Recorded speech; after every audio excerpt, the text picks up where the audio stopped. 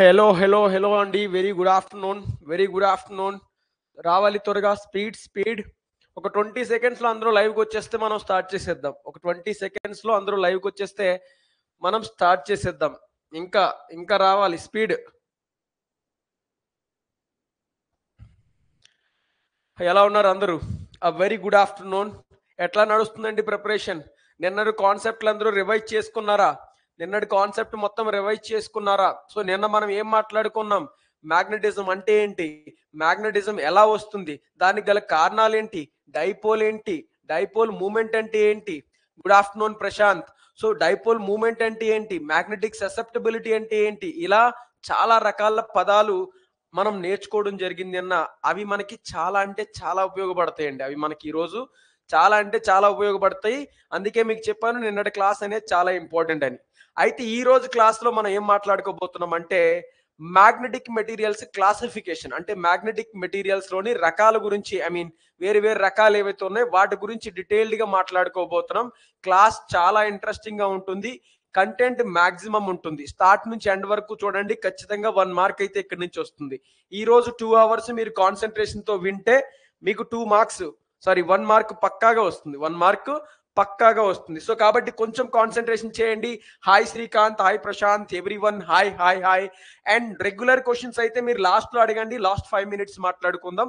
And subject related అయితే మీరు ఎప్పుడు డౌట్ వచ్చినా అప్పుడైతే అడిగేవచ్చు. ఓకే, చలో లేట్ చేయకుండా ఇంకా స్టార్ట్ చేద్దామా?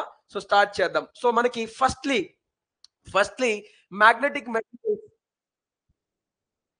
Hi Pavan, thank you. Okay, concept లోకి వెళ్ళిపోదాం. సో నార్మల్ గా ఇన్ జనరల్ మన యూనివర్స్ లో, మన విశ్వంలో ఉన్న పదార్థాలు ఏవైతే ఉన్నాయో, సో అన్ని పదార్థాలని మనం 3 కేటగిరీలోకి డిజైన్ చేయొచ్చండి. అంటే మ్యాగ్నెటిక్ ప్రాపర్టీతో పోల్చుకుంటే, అంటే అయస్కాంతత్వం ప్రకారం చూసుకున్నట్లయితే మన యూనివర్స్ లేదా మన విశ్వంలో ఉన్న మెటీరియల్స్ లేదా పదార్థాలన్నిటినీ 3 రకాలుగా విభజించవచ్చు అనమాట.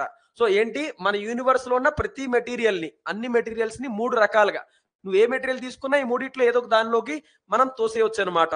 ఓకే, అయితే ఆ 3 రకాలు ఏంటంటే, ఒకటి నేచురల్ మ్యాగ్నెటిక్ మెటీరియల్స్, అంటే సహజమైన అయస్కాంత పదార్థాలు. అండ్ రెండవది వచ్చేసి ఆర్టిఫిషియల్ మ్యాగ్నెటిక్ మెటీరియల్స్, అంటే కృత్రిమ అయస్కాంత పదార్థాలు. సో మూడోది వచ్చేసి మనకి నాన్ మ్యాగ్నెటిక్ మెటీరియల్స్, అంటే మనకి అయస్కాంతత్వం పొందలేని మెటీరియల్స్. సో ఈ 3 రకాల మెటీరియల్సే ఉంటాయి మన యూనివర్స్ లో ఎక్కడ తీసుకెళ్ళినా. సో నువ్వు ఏ మెటీరియల్, ఈ పెన్ను, ఈ మైక్ ఏది పట్టుకున్నా సరే ఈ మూడిట్లోకి ఏదో కేటగిరీలోకి వస్తాయి. అయితే ఏంటి సార్ ఈ న్యాచురల్ మ్యాగ్నెట్స్ అంటే ఏంటి, అండ్ ఆర్టిఫిషియల్ మ్యాగ్నెట్స్ అంటే ఏంటి, నాన్ మెటీరియల్ అంటే ఏంటో చూద్దాం. ఒకటొకటిగా డీటెయిల్డ్ గా చూద్దాం. ఫస్ట్ న్యాచురల్ మ్యాగ్నెట్స్ అంటే ఏంటంటే, మనం నిన్న మాట్లాడుకున్నాం కదా, డైపోల్స్ నార్త్ సౌత్ ఉంటే దాన్ని డైపోలు లేదా ద్విధ్రువము అని అనుకున్నాం. అర్థమవుతుందా? సో న్యాచురల్ మ్యాగ్నెట్ అంటే ఏంటంటే, భూమి లోపల నుంచి ఒక మెటీరియల్ ని తీసిన వెంటనే అది మ్యాగ్నెట్ లాగే పనిచేస్తుంది. నువ్వేం చేయాల్సిన అవసరం లేదు. భూమిలో నుంచి తీస్తే చాలు. తీసి నువ్వు ఎక్కడైనా ఒక దగ్గర పెడితే, ఫర్ ఎగ్జాంపుల్ ఆ మెటీరియల్ ని భూమిలో నుంచి తీసి ఐరన్ దగ్గర పెడితే ఐరన్ ని అట్రాక్ట్ చేసుకుంటది, ఐరన్ ని ఆకర్షించుకుంటది అనమాట. సో అలాంటి మెటీరియల్స్ ని మనం ఏమంటామండి, అలాంటి మెటీరియల్స్ ని మనం న్యాచురల్ మ్యాగ్నెటిక్ మెటీరియల్స్ అని అంటాం అనమాట. అంటే ఈ న్యాచురల్ మ్యాగ్నెటిక్ మెటీరియల్స్ ఎలా ఉంటాయంటే, ఫర్ ఎగ్జాంపుల్ ఒక మెటీరియల్ నేను భూమిలో నుంచి తవ్వాను. సో ఈ మెటీరియల్లో దాని లోపలే ఆల్రెడీ మనకి డైపోల్స్ అనేవి ఫామ్ అయి ఉంటాయండి. అనమాట. ఇవి డైపోల్ అనుకోండి. నేను మాట్లాడుకున్నాను డైపోల్ అంటే ఏంటో, అందుకే చెప్పాను మీకు బేసిక్స్ చాలా ఇంపార్టెంట్. సో మనకి డైపోల్స్ అనేవి ఆల్రెడీ మనకి మెటీరియల్ లోపల ఉంటాయి. అండ్ అవన్నీ కూడా ఒకే దిశలో ఉంటాయి. అలా ఉంటే ఆ మెటీరియల్స్ ని మనం ఏమంటాం, సహజ సిద్ధమైన మ్యాగ్నెటిక్ మెటీరియల్స్, సహజ సిద్ధమైన అయస్కాంత పదార్థాలు. అంటే దానిలో డైపోల్స్ క్రియేట్ అయి ఉంటాయి ఆల్రెడీ. అండ్ ఆల్సో మనకి ఆ డైపోల్స్ అన్ని ఒకే డైరెక్షన్ లో ఉంటాయి అనమాట. డైపోల్స్ అన్ని ఎప్పుడైతే ఒకే డైరెక్షన్ లో ఉన్నాయో అప్పుడు మనకి ఇది ఒక మెటీరియల్ లాగా పనిచేస్తుంది. ఒక మ్యాగ్నెటిక్, ఒక అయస్కాంతం లాగా పనిచేస్తుంది. ఇప్పుడు ఈ డైపోల్స్ అన్ని ఇటువైపే ఉన్నాయి కాబట్టి మనకి ఫ్లక్స్ ఏదైతే ఉందో, ఫ్లక్స్ అనేది సౌత్ నుంచి నార్త్ కి వెళ్తుంది. సో డైరెక్షన్ ఇలా ఇంటర్నల్ గా ఇలా తీసుకోవచ్చు అనమాట. సో కాబట్టి భూమిలో నుంచి తీసిన వెంటనే మ్యాగ్నెటిక్ మెటీరియల్ లా పనిచేసే వాటిని మనం ఏమంటాం? సహజ సిద్ధమైన లేదా న్యాచురల్ మ్యాగ్నెటిక్ మెటీరియల్స్ అంటాం. దీనికి ఎగ్జాంపుల్ చూసుకున్నట్లయితే, ఉదాహరణలు చూసుకున్నట్లయితే మనకి ఒకటి లోడ్ స్టోన్ అండి. ఏంటి? Load stone. Load load stone. Okay, load stone అండి. ఓకే, రెండోది వచ్చేసి బాగా మనకి అందరికీ తెలిసిందే మ్యాగ్నటైట్. ఏంటండి? మ్యాగ్నటైట్. మ్యాగ్నటైట్ అనేది ఇంకొక ఎగ్జాంపుల్ అనమాట.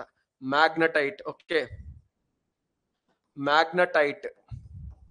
మన రైటింగ్ కొంచెం ఇబ్బందిగా ఉంటుంది, బట్ కాన్సెప్ట్ బాగుంటుందండి. కాన్సెప్ట్ నేర్చుకోవడానికి ట్రై చేయండి.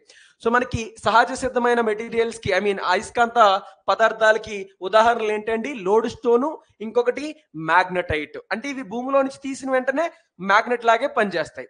మ్యాగ్నెట్ లాగే పనిచేస్తాయి. ఇక సెకండ్ వచ్చేసి మనకి ఆర్టిఫిషియల్ మ్యాగ్నెట్స్. ఆర్టిఫిషియల్ మ్యాగ్నెట్స్ అంటే కృత్రిమమైన మ్యాగ్నెట్స్. యాక్చువల్ గా మెటీరియల్ తీసుకుంటే మ్యాగ్నెట్ కాదు. ఒక మెటీరియల్ తీసుకుంటే మ్యాగ్నెట్, డైరెక్ట్ గా మ్యాగ్నెట్ కాదు. కాకపోతే ఎప్పుడైతే మనం మ్యాగ్నెటిక్ ఫీల్డ్ లో పెడతామో మ్యాగ్నెట్ లాగా పనిచేస్తుంది అనమాట. అంటే నువ్వు ఒక మ్యాగ్నెట్ దగ్గర తీసుకెళ్లిన తర్వాత అది కూడా మ్యాగ్నెట్ లాగా మారుతుంది అనమాట. సో అలాంటి మెటీరియల్స్ ని మనం ఏమంటామంటే కృత్రిమ లేదా ఆర్టిఫిషియల్ మ్యాగ్నెటిక్ మెటీరియల్స్ అని అంటాం అనమాట. సో మ్యాగ్నెటిక్ మెటీరియల్స్ ఎలాంటివి? ఇవి నార్మల్ గా, అంటే ఫర్ ఎగ్జాంపుల్ మీకు బాగా తెలిసిన మెటీరియల్ ఒకటి తీసుకుందామా? ఐరన్. ఐరన్ తెలుసు కదా మీకు. ఐరన్ డైరెక్ట్ గా మ్యాగ్నెటిక్ మెటీరియల్ కాదు, కానీ ఒక మ్యాగ్నెట్ దగ్గర తీసుకెళ్తే మాత్రం మ్యాగ్నెట్ దాన్ని అతుక్కుంటది. అంటే అర్థం ఏంటి? అప్పుడు మ్యాగ్నెటిక్ ఫీల్డ్ దగ్గర తీసుకెళ్తే మాత్రం మ్యాగ్నెట్ లాగా పనిచేస్తుంది. సో ఐరన్ ఏదైతే ఉందో ఆ ఐరన్ అనేది మనకి ఒక కృత్రిమమైన మ్యాగ్నెటిక్ మెటీరియల్, ఒక కృత్రిమ అయస్కాంత పదార్థం. ఎందుకు? ఐరన్ అనేది ఇన్ జనరల్ మ్యాగ్నెటిక్ మెటీరియల్ కాదు. ఐ మీన్ కాదు in the sense pure magnetic, I mean సహజమైన మ్యాగ్నెటిక్ మెటీరియల్ కాదు. కాకపోతే దాన్ని మ్యాగ్నెట్ లాగా మార్చొచ్చు. ఒక ప్రాసెస్ ద్వారా మ్యాగ్నెట్ ద్వారా మార్చొచ్చు. దాన్నే నిన్న మాట్లాడుకున్నాం మనం, మ్యాగ్నెటైజేషన్. అంటే మ్యాగ్నెటిక్ ఫీల్డ్ ని అప్లై చేస్తే అది మ్యాగ్నెట్ లాగా మారిపోతుంది అనమాట. అలాంటి వాటిని మనం ఏమంటామంటే ఈ ఆర్టిఫిషియల్ మ్యాగ్నెట్స్ అని అంటాం. ఏమంటామండి? ఆర్టిఫిషియల్ మ్యాగ్నెట్స్ అని అంటాం. దీంట్లోకి మనం చదువుకున్న డయా, ఫారా, ఫెర్రో, ఫెర్రీ ఇవన్నీ మనకి దీంట్లోకి వస్తాయి అనమాట. ఆర్టిఫిషియల్ మ్యాగ్నెట్స్ లోకే అవన్నీ వస్తాయి.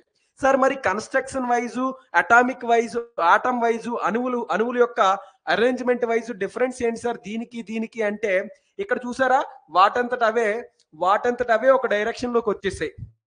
ఓకే, వాటంతట అవే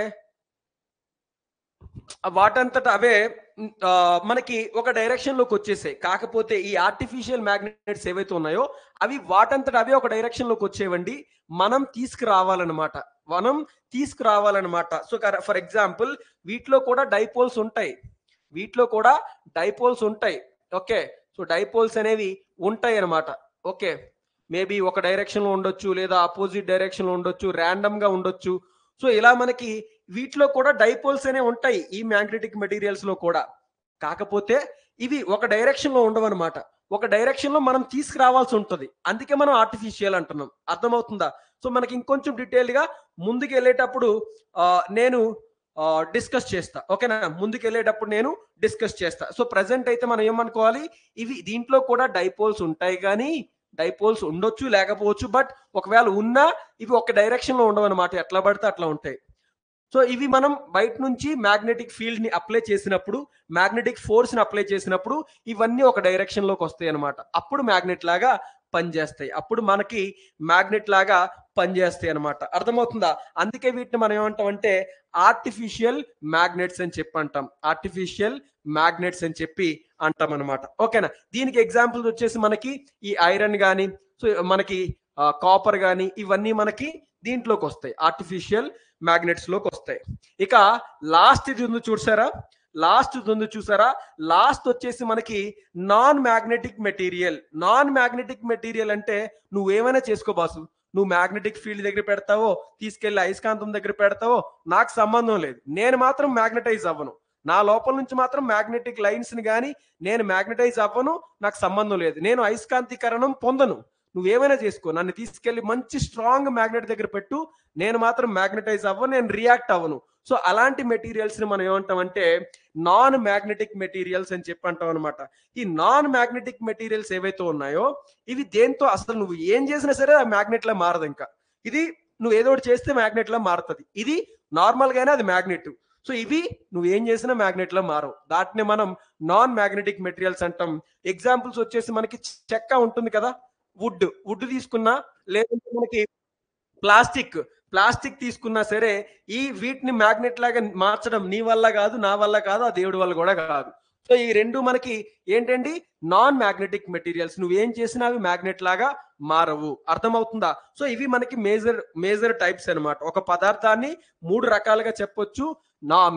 మనకి సహజ అయస్కాంత పదార్థాలు, కృత్రిమ అయస్కాంత పదార్థాలు, అండ్ అలాగే మనకి నాన్ మ్యాగ్నెటిక్ పదార్థాలు. ఈ ఎగ్జాంపుల్ చాలా ఇంపార్టెంట్ అండి సహజ మ్యాగ్నెటిక్ మెటీరియల్ గురించి.